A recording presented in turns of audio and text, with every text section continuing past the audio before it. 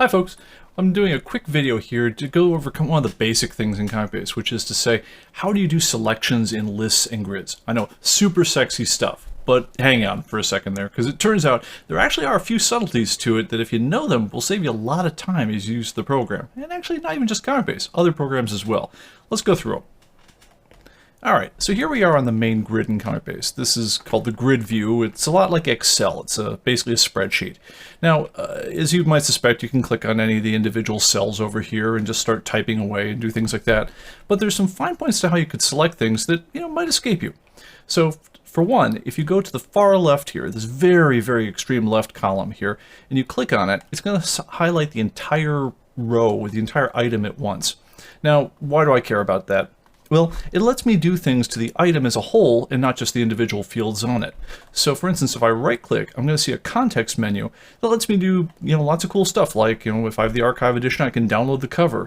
I might be able to duplicate it. I could create, I could modify the issue. I could add it to a set and so forth. All sorts of things that involve the item as a whole.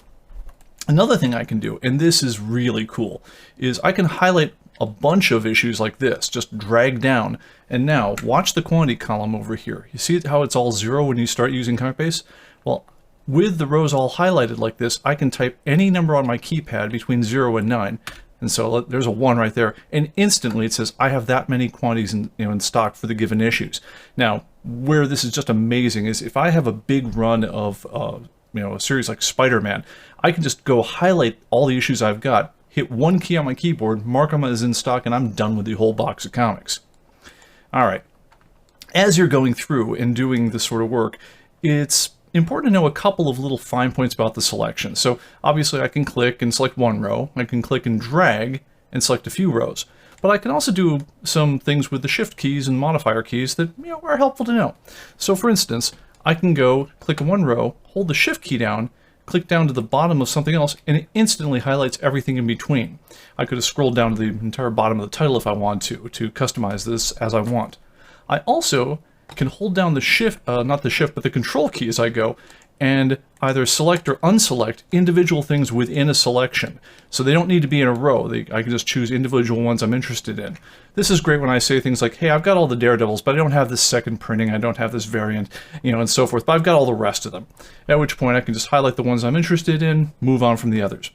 And lastly, and this pretty much applies to all the lists in ComicBase, I can use Control A or Select All.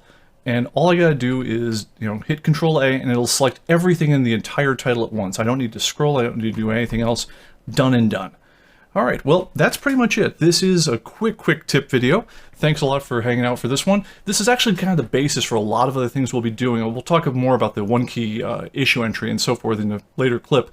But in the meantime, thanks for joining us, and do hit the like and subscribe button at the bottom of the video here. It does let you know when we post new things, because we post new tip videos all the time, as well as we do a live cast every Wednesday at 4 p.m.